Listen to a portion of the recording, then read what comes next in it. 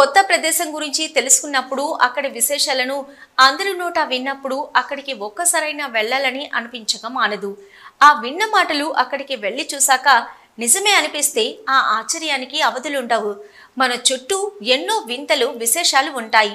కానీ వాటిని గుర్తించడం, వాటి గురించి తెలుసుకోవడంలోనే కొంత ఆలస్యం ఉంటుంది. ఆంధ్రప్రదేశ్ రాష్ట్రంలో ఉన్న ఓ అద్భుతమైన ప్రాంతం గురించి ఆలస్యం లేకుండా ఇప్పుడు తెలుసుకునే ప్రయత్నం చేద్దాం.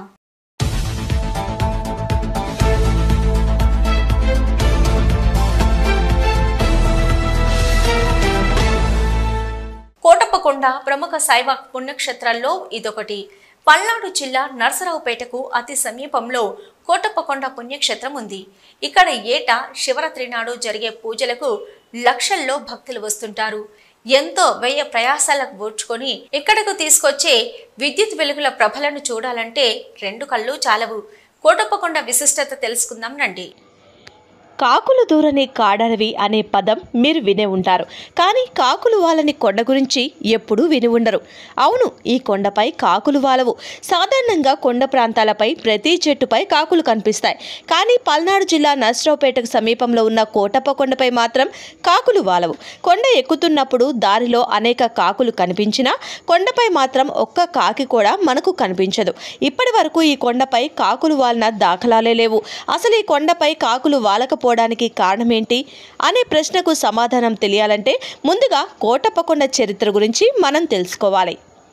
కోటప్పకొండ ప్రముఖ దక్షిణామూర్తి క్షేత్రంగా విరాజిల్లుతున్నటువంటి ఈ కోటప్పకొండ ఈశ్వరుడు దక్షిణామూర్తి స్వరూపంగా ఉండటం వల్ల దక్షయజ్ఞం అనంతరము అమ్మవారు దక్షయజ్ఞంలో అంతర్ధానం అయిపోయినటువంటి తర్వాత ఈశ్వరుడు ఈ పర్వతం మీద కూర్చొని తపస్సు చేయటం జరిగింది.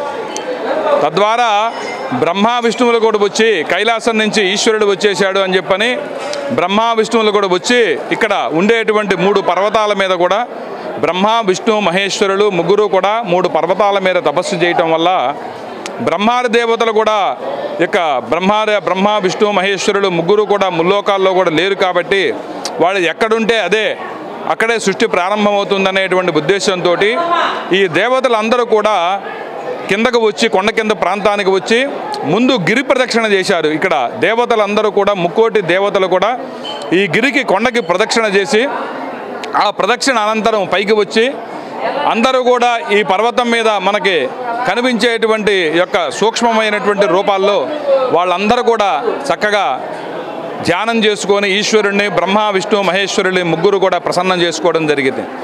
అదేవిధంగా ఈశ్వరుడు దక్షిణామూర్తి స్వరూపంగా ఇక్కడ ఉన్నాడు. శ్రీ విద్యా ఉపాసన చేశాడు కాబట్టి ఇక్కడ దక్షిణామూర్తి స్వరూపంగా గురువుగా ఉన్నాడు ఇక్కడ ఈశ్వరుడు.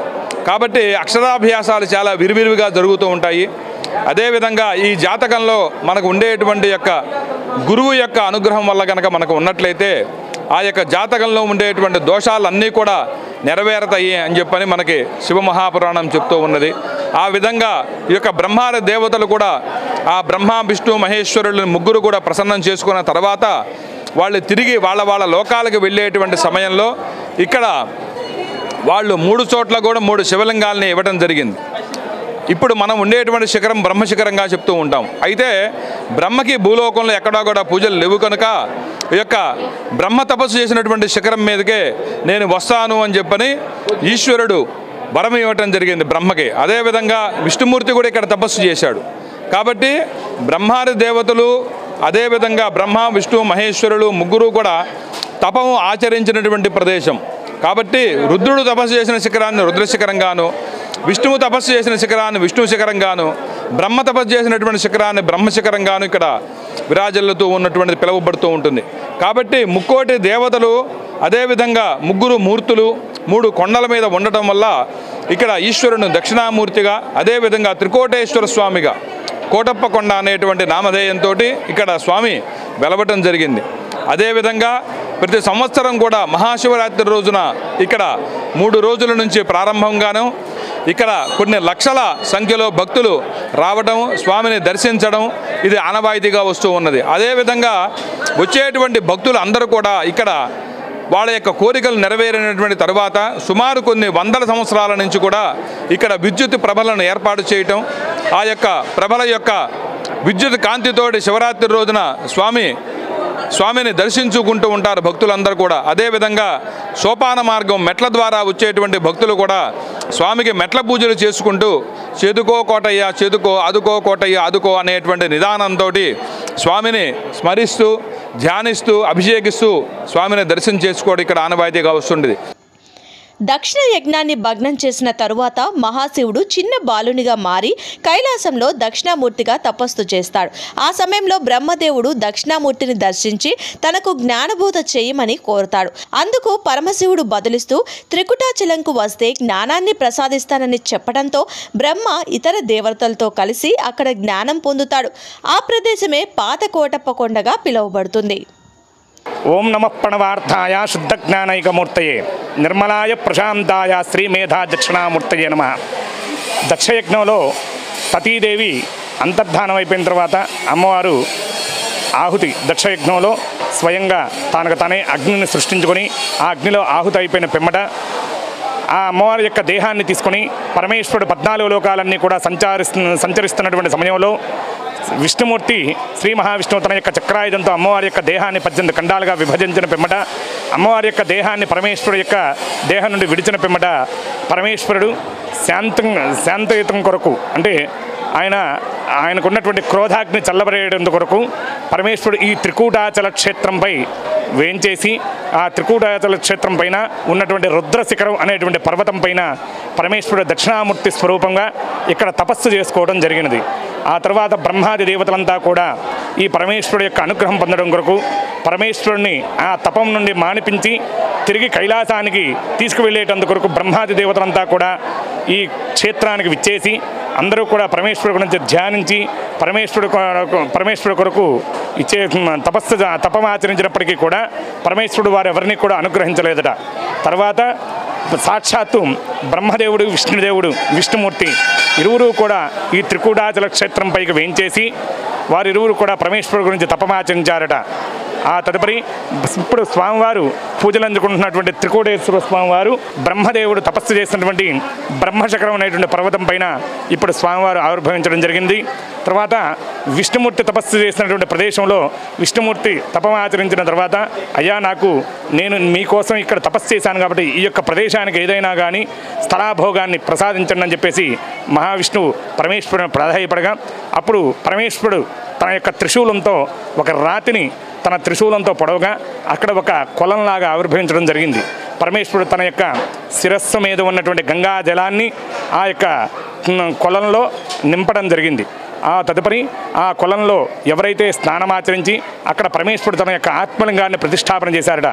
అక్కడ ఆ పాప విమోచనేశ్వర స్వామివారిగా ఆ స్థలం నందు స్వామివారు పూజలు అందుకుంటూ ఉన్నారు. అంటే విష్ణు భగవానుడికి ఆ స్థలంలో విష్ణుమూర్తి తపస్సు చేసినటువంటి ప్రదేశంలో పరమేశ్వరుడు తన యొక్క ఆత్మలింగాన్ని ప్రతిష్టాపన చేసి ఈ కొలంలో ఎవరైతే స్థానమాచరించి ఇక్కడ ఆత్మలింగ రూపంలో ఉన్నటువంటి పాప విమోచనేశ్వర స్వామి వారిని ఎవరైతే ఆరాధన చేస్తారో వారికి పాపాలన్నీ కూడా హరింపబడతాయని చెప్పేసి మహావిష్ణువుకి వరాన్ని ప్రసాదించాట పరమేశ్వరుడు.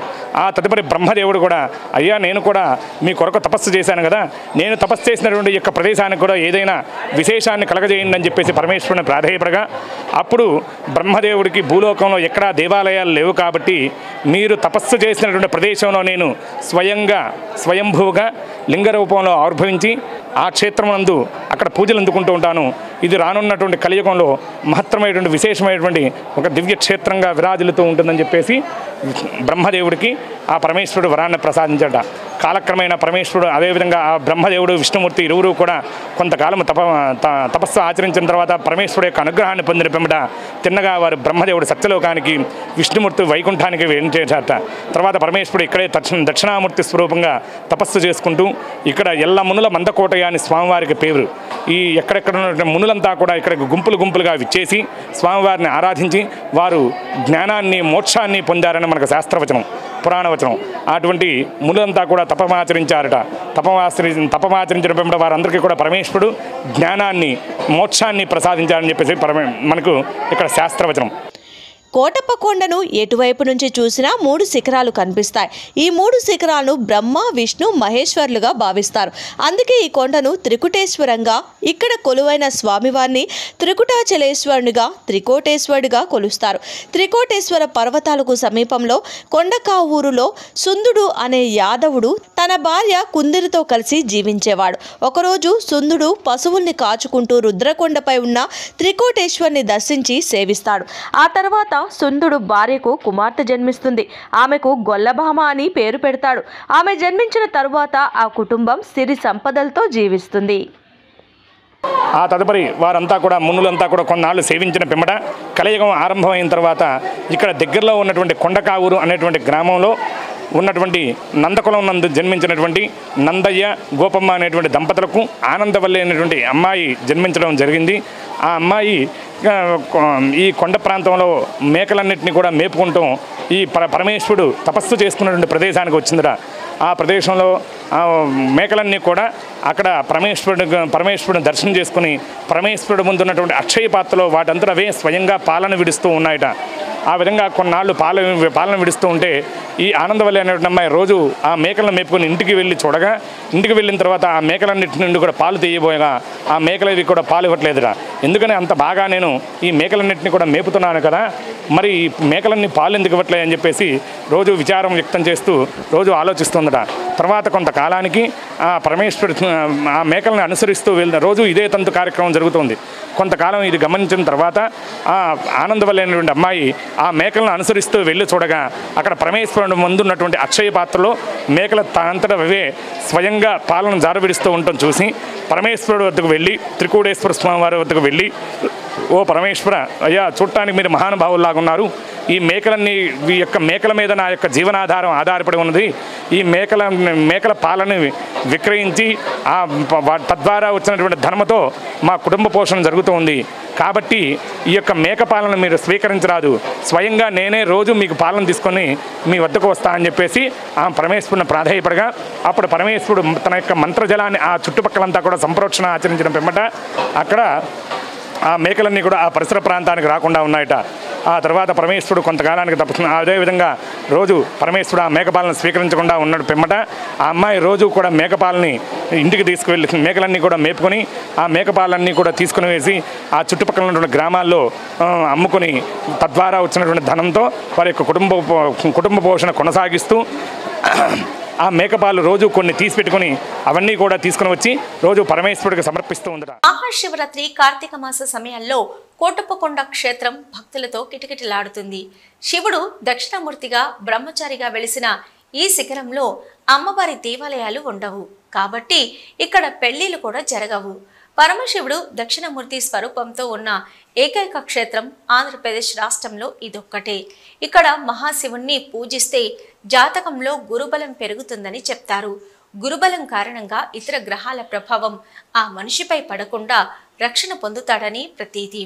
అందుకే గురుగ్రహం అనుగ్రహం పొందాలంటే కోటప్పకొండ వెళ్ళి త్రికుటీశ్వరుణ్ణి సేవించాలని అంటారు.